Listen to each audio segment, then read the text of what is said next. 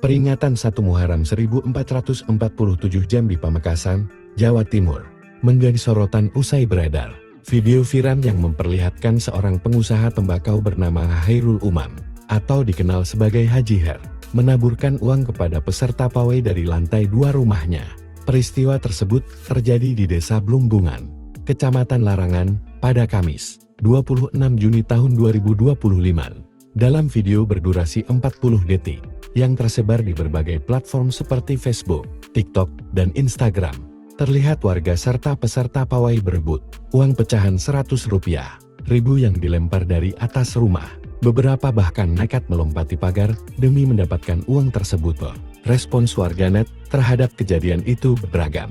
Sebagian memuji aksi berbagi tersebut, namun tak sedikit pula yang mengkritik cara penyampaiannya. Haji Her kemudian memberikan penjelasan bahwa tindakannya itu tidak direncanakan, melainkan bentuk spontanitas dalam momen peringatan keagamaan. Ia juga menyatakan tidak mengetahui siapa yang merekam dan menyebarkan video tersebut, serta tak menyangka penyebarannya akan menjadi viral.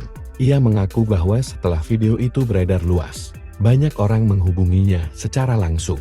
Sebagai pengusaha yang terbiasa berbagi dengan masyarakat, ia menilai aksinya merupakan bagian dari niat baik.